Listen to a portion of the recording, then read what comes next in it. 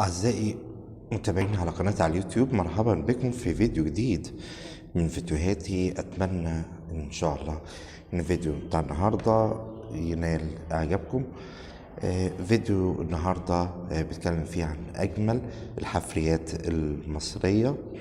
الحفريات المصرية اللي موجودة في بيئتنا المصرية. طبعا احنا اتفقنا إن الحفرية هي بقايا طبعا وآثار كانت حية محفوظة في الصخور الرسوبية. قبل ما نتكلم عن الحفريات المصرية في البيئة الجميلة بتاعتنا، أتمنى إن انتوا تدعموني باشتراككم في قناة، طبعا إن انت تفعل زر الجرس عشان يجيلك كل ما هو جديد في عالم الفن والعلم. أتمنى طبعا لو الفيديو عجبك يا ريت تدعمني بلايك أو تدوس طبعا تكتب تعليقك أيا كان بالنقد أو بالإيجاب أو السلب. أتمنى طبعا إن أنت تشير الفيديو لو عجبك عشان ينال وينفع ناس تانية كتير. الحفرية اللي معايا دلوقتي هي حفرية جميلة جدا لكائن كان عايش من ملايين السنين، وهو طبعا قوقع اسمه قوقع النيمولايت. قوقع النيمولايت زي ما انت شايف في الفيديو قوقع جميل جدا.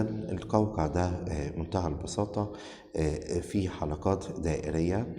لو تشوف في الصورة بتاعته طبعا الحلقات الدائرية، هذا القوقع كان عايش من ملايين السنين. طبعا القوقع ده يا جماعة منتهى البساطة، الحفرية بتاعته دي موجودة في صخور جبل المقطم. واحد يقول انت بتقول ايه ده قوقع في جبل؟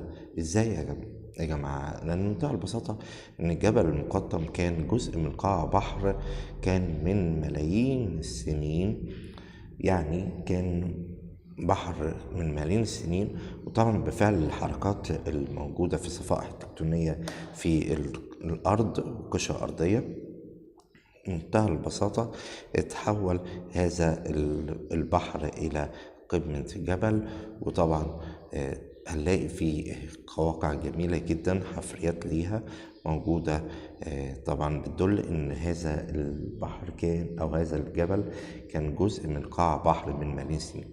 يعني جبل المقطم كان جزء من قاع بحر من ملايين السنين. دي حاجة جميلة جدا، حاجة من ابداع ربنا سبحانه وتعالى. ده قوقع اسمه قوقع النيمولايت، وطبعا ده بيسموه طبعا قروش الملائكة.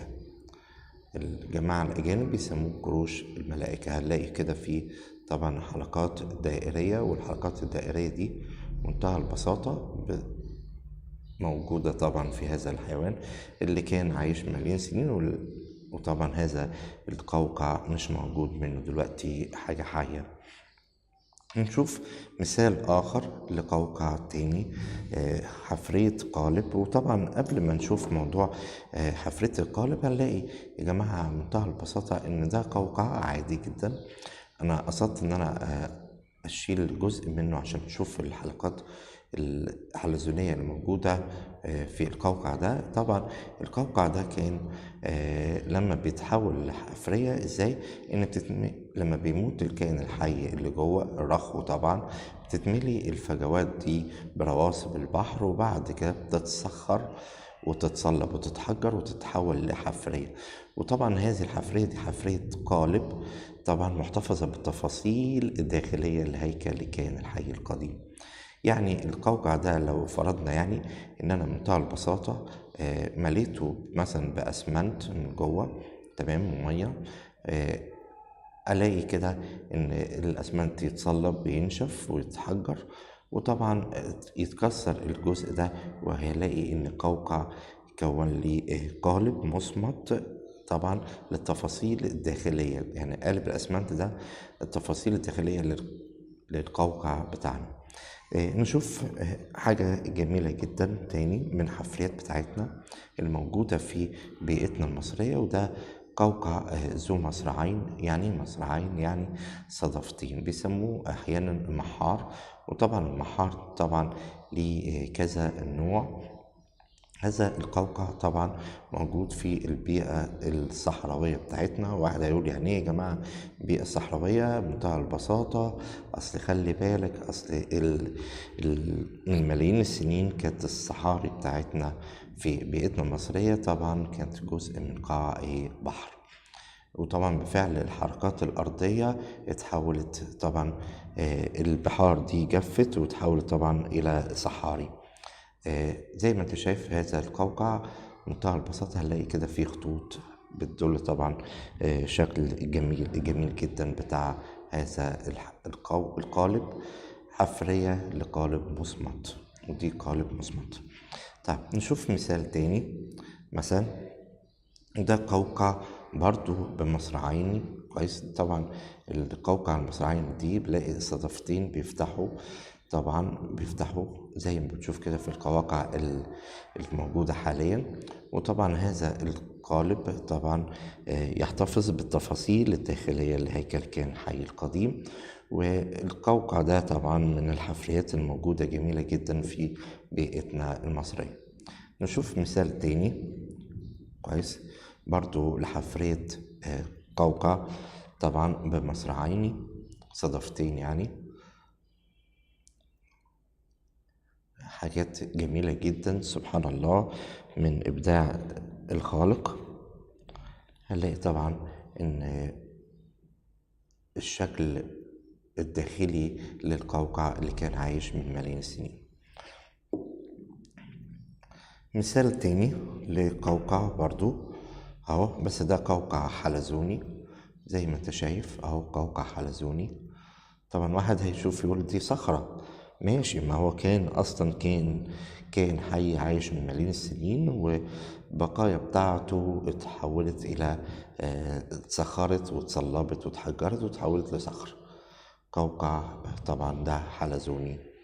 نشوف مثال تاني، قوقع حلزوني تاني بس في موضوع التصخر اهو. ده قوقع حلزوني طبعا من الحفريات القديمة. زي ما انت شايف اهو بدأت فيه رواسب البحر، بدأت تتكون فيه وتتصلب وتتصخر. حاجات جميلة جدا جدا موجودة في بيئتنا المصرية. نشوف حاجة تانية. ده قوقع حلزوني اهو، قوقع حلزوني. طبعا لو شفت كده دي الفتحة بتاعت القوقع اهي، كويس، الفتحة بتاعت القوقع وبمنتهى البساطة طبعا تتملي الفجوات بتاعت القوقع برواسب البحر وتتصلب وتتسخر وتتحجر، وبمرور ملايين السنين تتحول لحفرية طبعا محتفظة بتفاصيل الداخلية لهيكل كائن حي قديم. يعني دي حفرية قالب. ده يا جماعة خلي بالك دي قوالب مصمتة. طيب نشوف مثال تاني، قوقع حلزوني آخر، حفرية تانية. شوف إبداع الخالق سبحانه وتعالى. الطبيعة طبعا بتسيب أثرها. لو ركزنا كده هنلاقي كده حاجات جميلة جدا، في نقوشات موجودة لشكل القوقع.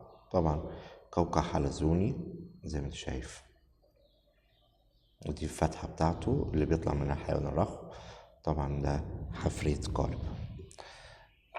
دي جزء بقى لحفرية قوالب وطوابع اهو.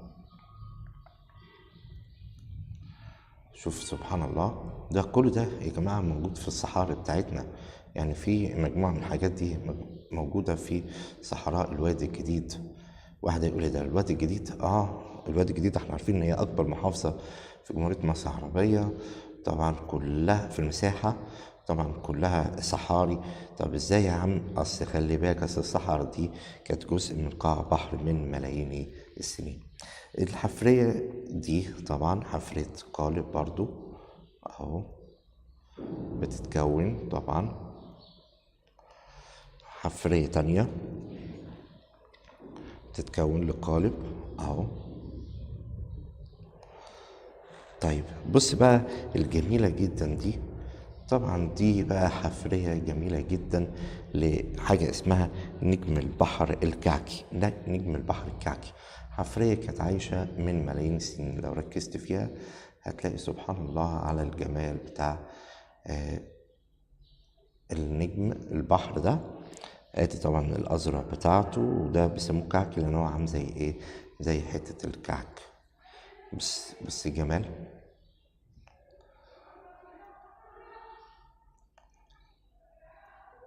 هتلاقي حتى المسامات موجودة بتاعت هذا الكائن.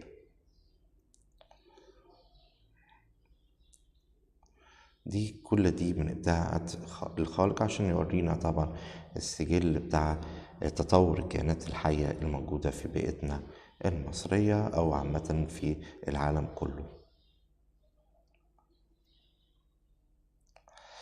أتمنى من إن فيديو النهاردة يكون عند حسن ظنكم. فيديو النهاردة كنا بنتكلم فيه عن أجمل الحفريات الموجودة في بيئتنا المصرية. ما تنساش طبعا تدعم أخوكم شارل بإن أنت تشترك في القناة وتدعم زر الجرس عشان خاطر يجيلك كل ما هو جديد في عالم الفن والعلم. شكرا على حسن المتابعة. كان معكم أخوكم شارل الشوقي. أتمنى أن يكون الفيديو عجبكم.